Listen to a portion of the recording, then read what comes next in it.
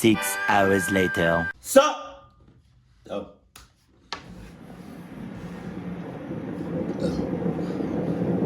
It's crazy.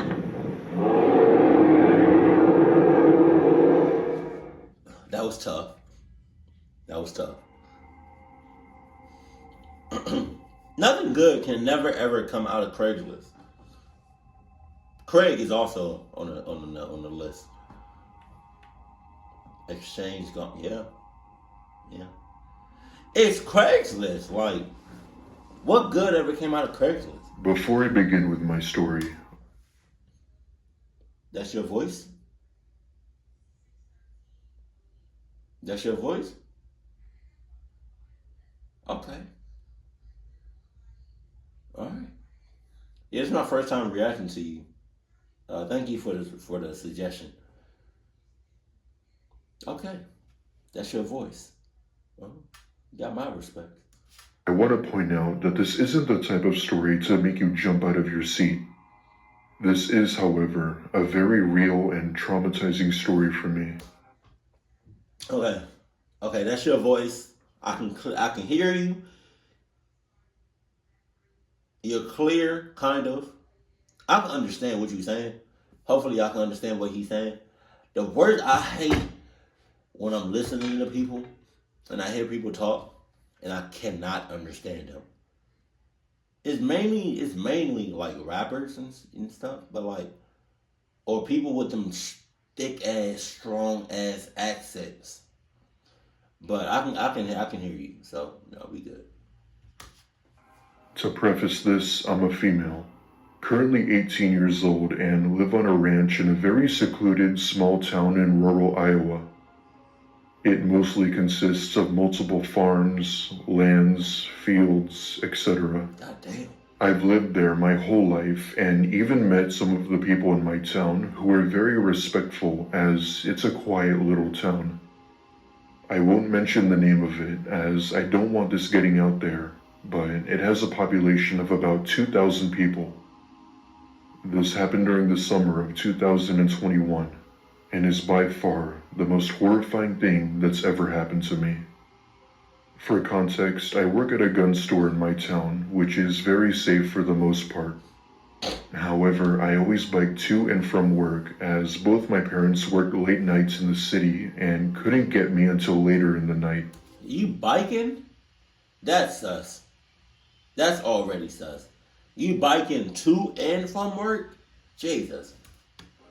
Well, one day, my bike had been stolen by someone from the rack right outside of the shop when I wasn't paying attention.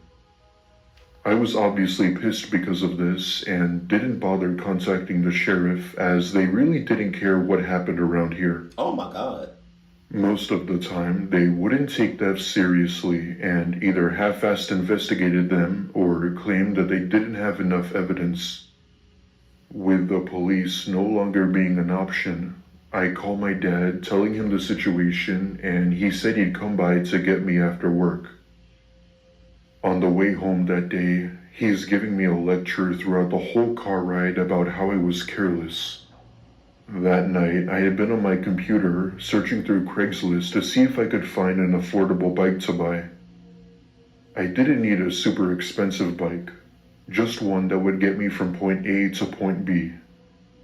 Within 20 minutes, I had found one that seemed like a steal. It was a standard bike that seemed to be in great condition and was only $70. The seller was only 15 miles away from the nearest city, so it was a long drive, but it would be worth it.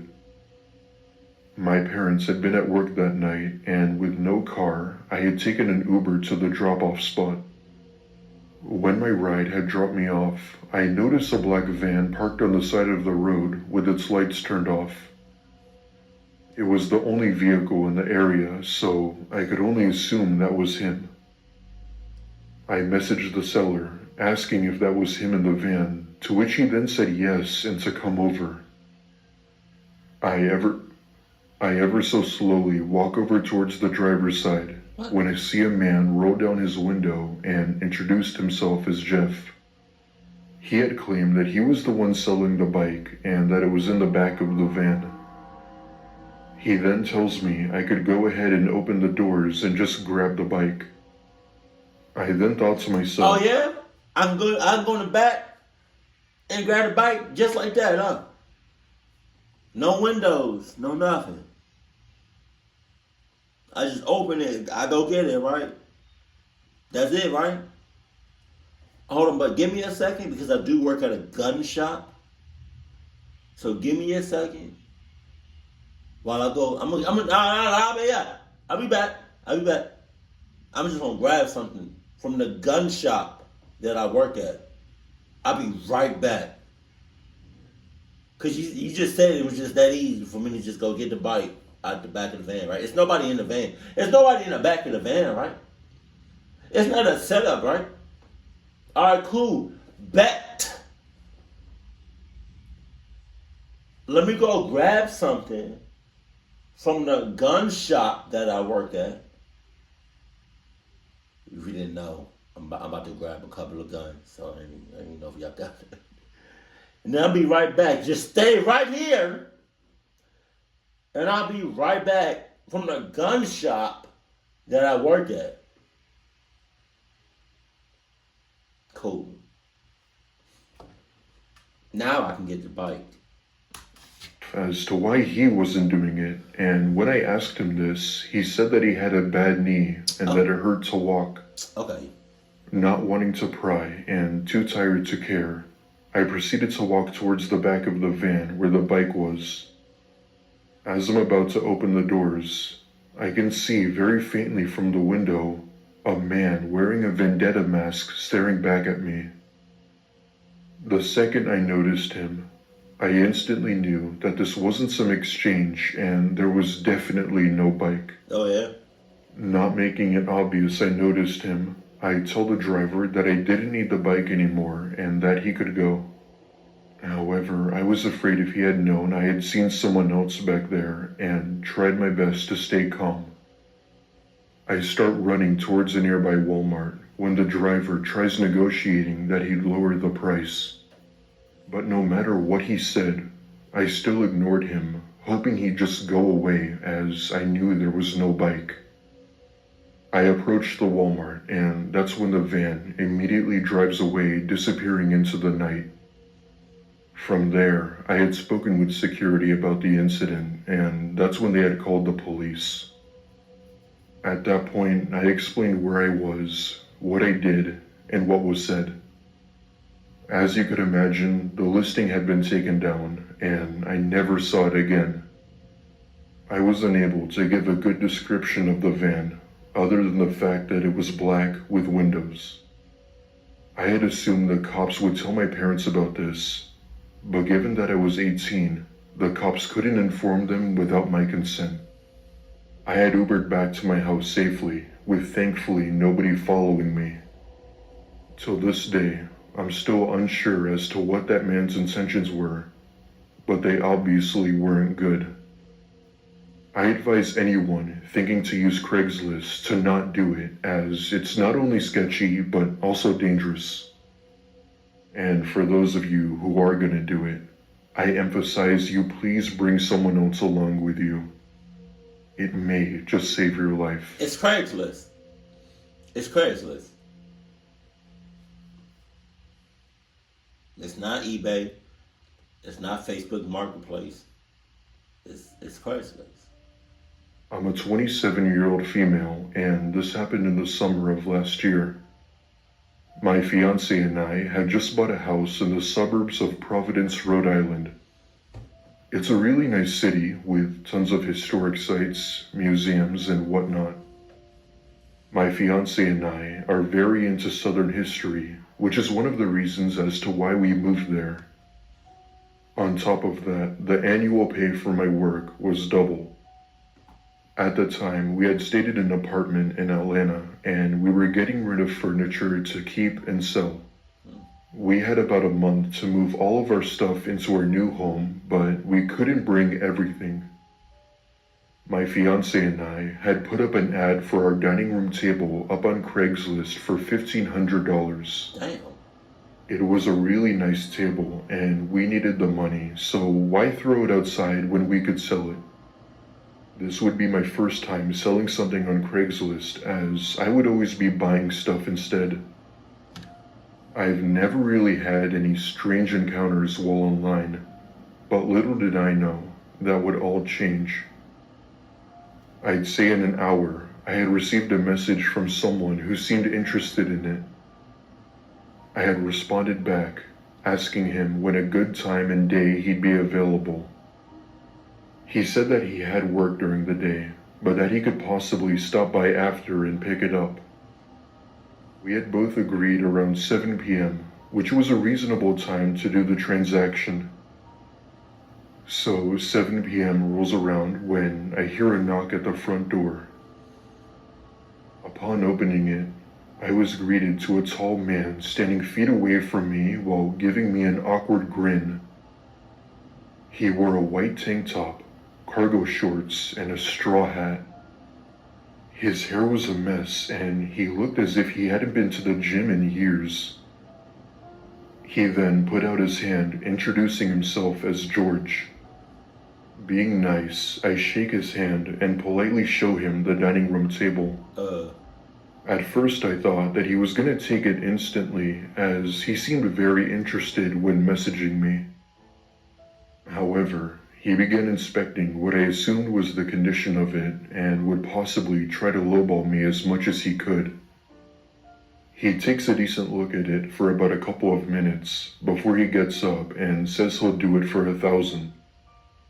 I had apologized, telling him that was much too low and that the most I could do is 1,200. The very second I told him this, his weird, unsettling grin began to fade into an upset frown.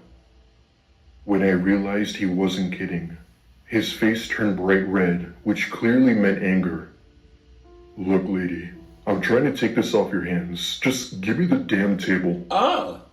The smell of alcohol in his breath could be noticed as he yelled at me. At this point, I'm freaked the hell out and nervously tell him that if he didn't want the table, then he could leave. He takes a look around my apartment, turns around, and full-on kicks my door open in anger. Not wanting to take a risk, I shut my door and lock it and immediately call my fiancé. My fiancé had been at the store and rushed home as soon as he could. About 10 minutes later, my fiancé arrived where I told him everything, nearly breaking down in tears. He had recommended we report it to the police, but I told him it wasn't worth it as he was gone. Looking back, I really wished I had listened to him. The rest of the day went smoothly until around 1 a.m. when I got a Ring doorbell alert on my phone. The message had read that there was someone outside of my door. When I went to go see who it was, standing there was the same man from earlier, trying to unlock it.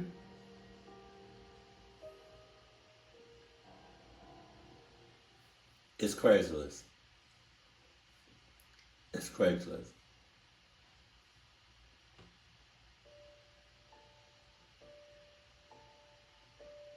This story is told from the perspective of a female. This took place during the fall of 2020 when I had just graduated high school. I attended art school outside of Portland, and I just gotten a job at my local Best Buy to pay for my classes and other expenses. Unfortunately, my school wasn't close by from my apartment building, and I'd oftentimes find myself having to rely on public transportation to get me places.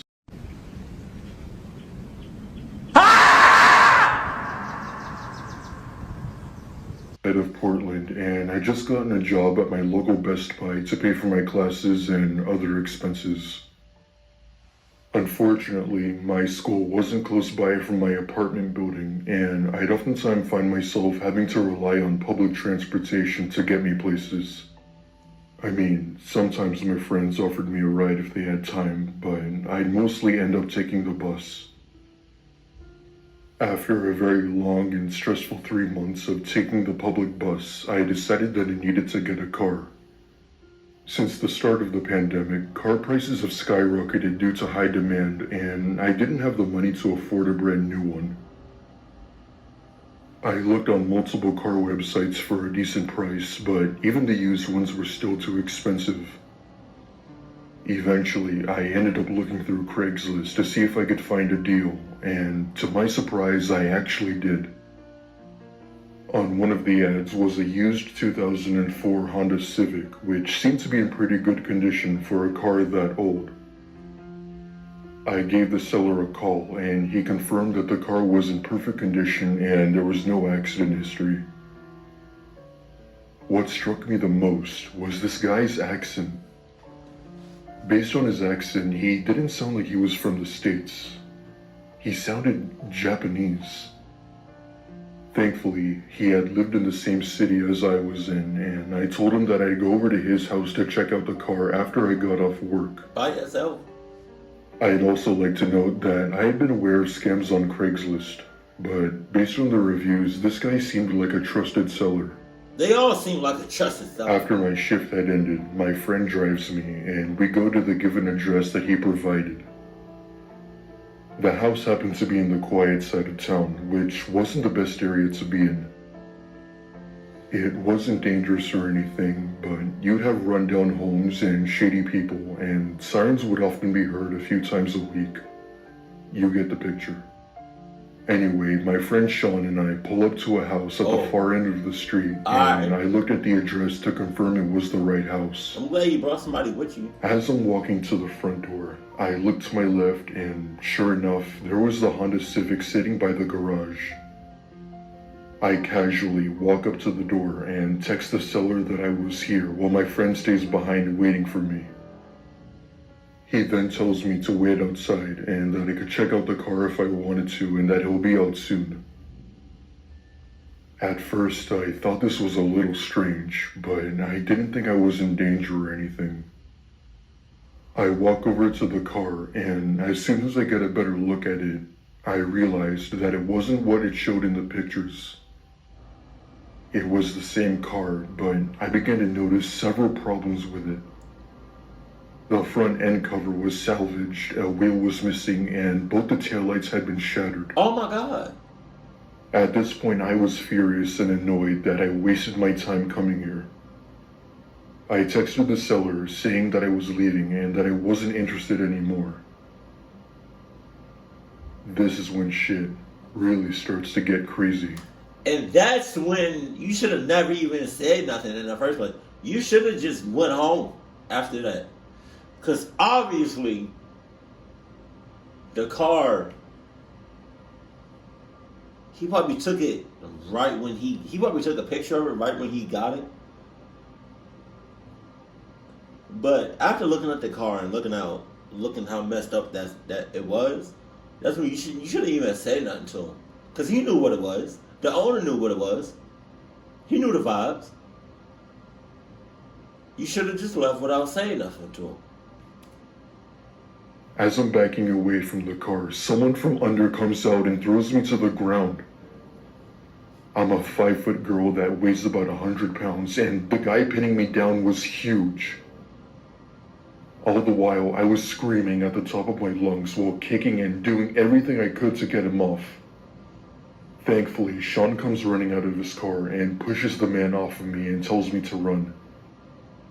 Surprisingly, he had managed to throw a few good punches to the man's head, and we both get in the car and drive off.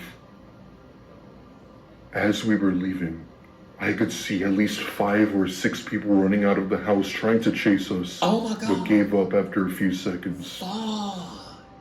Once we felt like we had gotten far enough, I called the police while crying my eyes out and explained what had happened.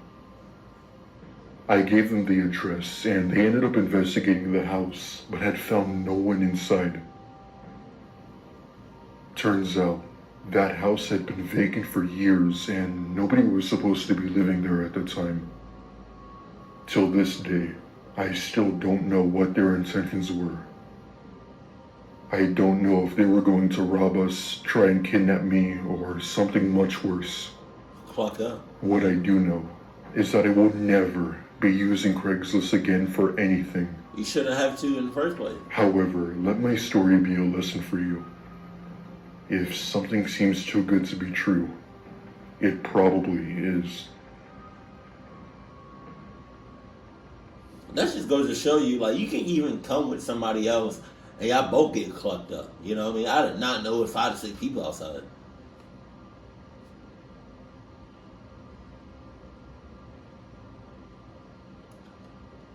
And it's Craigslist. Like, I cannot elaborate and express that enough. It's Craigslist. As long as Craigslist is going to be out in public, like out and popping and for the public, regardless if it's for the public or not, if people are still using Craigslist and meeting up,